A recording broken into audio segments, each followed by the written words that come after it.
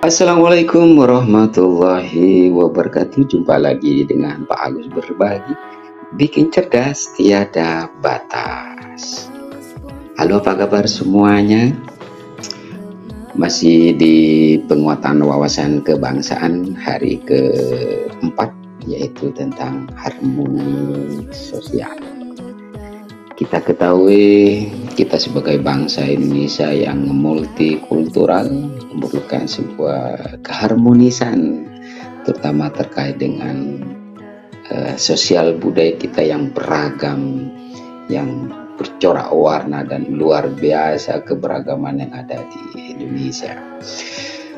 Baik Ibu sekalian, pada pertemuan kali ini saya sampaikan buat yang beragama Islam, minal aidin wal faidin, mohon maaf lahir batin, dan selamat Hari Raya Idul Fitri. Taqabbalallahu minkum. Pada pertemuan keempat kali ini terkait dengan harmoni sosial, diharapkan mampu menjelaskan apa sih harmoni sosial dalam kehidupan bermasyarakat, berbangsa, dan bernegara, termasuk kaitannya nanti bisa mempraktikkan seperti itu. Kalau kita perhatikan pada gambar yang tertera, bagaimana sih pandangan Bapak Ibu sekalian mengenai gambar ini? Begitu berkumpul dari berbagai daerah menjadi satu, silahkan bisa ditulis, diketikkan di kolom komentar ya. Termasuk ini yang kedua, ini lagi anak-anak dan berbagai kalangan kumpul menjadi satu, mereka semuanya pada tersenyum riang gembira. Silakan pendapat ibu sekalian bisa diketikkan untuk yang gambar kedua ini. Termasuk yang ketiga ini, dalam sebuah orkestra dari berbagai macam bidang kesenian, maksudnya dalam arti keahlian, dari biola, saksofon sampai itu ada yang memandu ya, konduktornya itu. Bagaimana pandangan Ibu sekalian terhadap yang ketiga ini? Silakan sekali lagi bisa diketikkan di kolom komentar. Baik Ibu sekalian, supaya sosialisasi pada hari keempat ini berjalan dengan lancar, mari kita mulai dengan ucapan Bismillahirrahmanirrahim. Oke, harmoni sosial. Sebenarnya apa sih harmoni sosial itu? Jadi harmoni sosial itu dapat dimaknai sebagai sebuah keadaan, baik di masyarakat, di lingkungan, bangsa dan negara, yang anggotanya saling berhubungan secara baik, saling menghargai satu sama lain, sejalan dan serasi dengan tujuan yang diharapkan di masyarakat tersebut. Itulah sebuah harmoni, atau dalam keluarga harmonis, keluarga yang harmonis. Maka anggota dalam keluarga saling berhubungan secara baik, saling menghargai satu sama lain, sejalan dan serasi dengan tujuan dalam keluarga tersebut.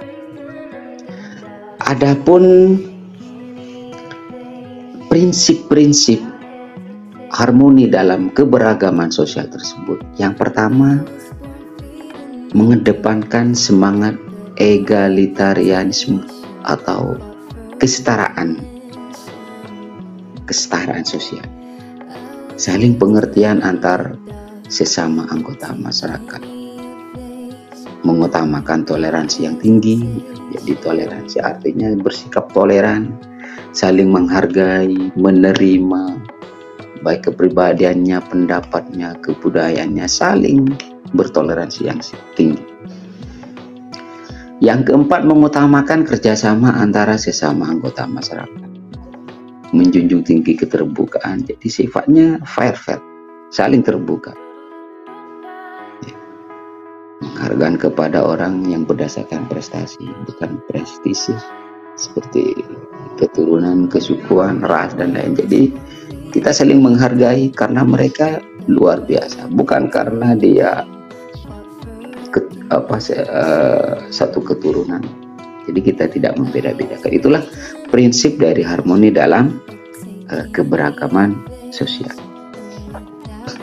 Selanjutnya, bagaimana penerapan prinsip harmoni sosial? Ya, jadi harus memperhatikan satu aturan yang proporsional dan keseimbangan dalam menjalankannya.